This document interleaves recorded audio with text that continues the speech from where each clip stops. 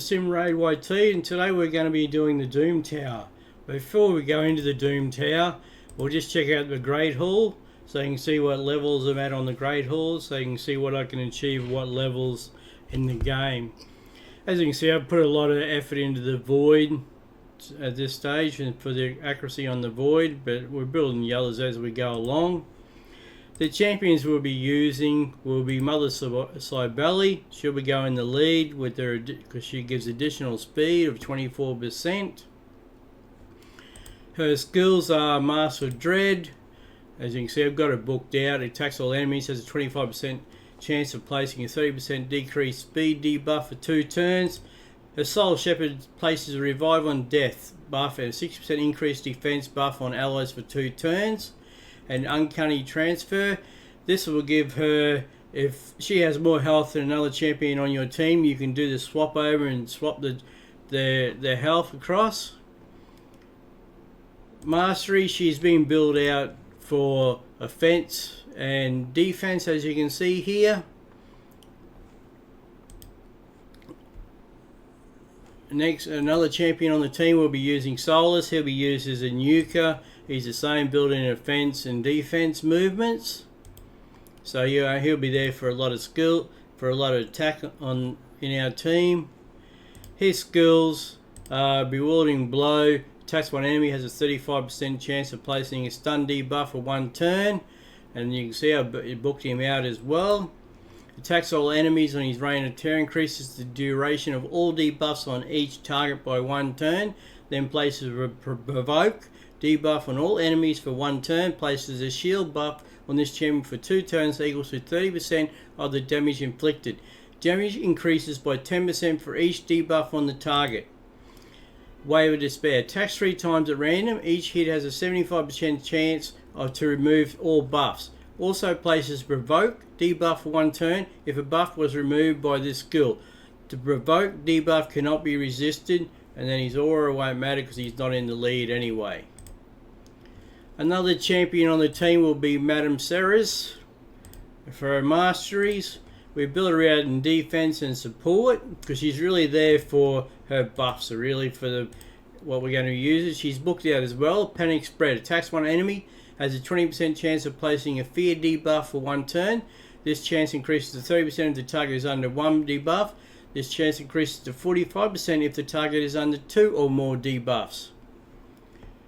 Midnight Ritual decreases attack and decreases defense. Removes all buffs from enemies, then places a 50% decrease attack debuff and 60% decrease defense debuff on all enemies for 2 turns. Trick or Treat. Attacks all enemies, has a 40% chance of stealing 1 random buff from each target, places a block debuff, buff on all allies for 2 turns if any buff is stolen, places a True Fear debuff for 1 turn on enemies who have buff stolen. And she's booked out as well. Witch's Grace places a shield buff on this champion equal to 10% of their max HP at the start of each turn. When attacked while under a shield buff, has a 35% chance of placing a fear debuff on attackers for 1 turn. We will have AOX in here as well. His masteries, he's put in some offense and support because he's there to heal and give health to our other champions. Attacks 1 enemy 2 times. Each hit has a 10% chance of placing a 5% poison debuff for 2 turns. Places a 50% decreased attack debuff on all enemies for 2 turns.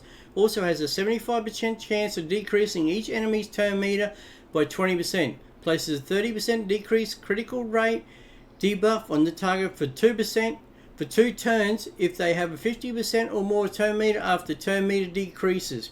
Lure of Restoration. This is what he's really in the team for. He attacks 1 enemy, then heals all allies by 10% of their max HP. Heals each ally by an extra 2.5% for each debuff on the target, and I have him booked out as well. And then increases the duration of 2 random debuffs on the attacker by 1 turn when attack occurs once per hit. As you can see here, we have him up. Critical damage 79, but his crit rate's important to make it so his turns at 224. His accuracy is 224, so it's pretty good rate for at this stage. And then we have Royal Guard. Now, Royal Guard skills, he's going to be another nuker in the team. Attacks one enemy, has a 50% chance of placing a 60% decreased defense buff for 2 debuff for 2 turns. And you can see I've got him booked out. His hamstring attacks 4 times at random. Each hit has a 60% chance of placing a 30% decreased speed debuff for 2 turns. Each hit also has a 60% chance of decreasing the target's turn meter by 25%. But this is his most important one, is his takedown. Attacks all enemies, damage increases according to the enemy max HP. And you can see I've got the additional books on here. His masteries, he is set up under offense to give the additional attack and some support.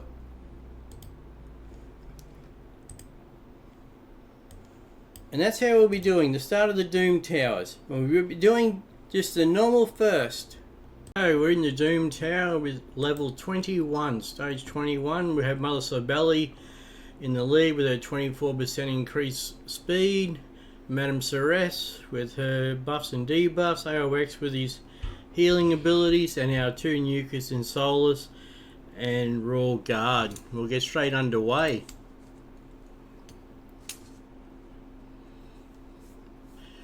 Mother Cybele leads off with additional speed.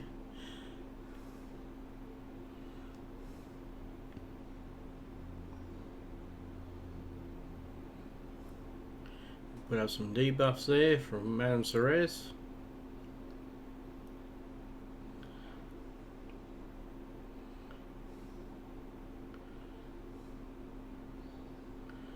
Get our buffs on our champions and debuffs on the enemy. Makes it easy for our nukers to do that main damage. And that was floor 21 with a reward of 100 energy. Okay, thank you.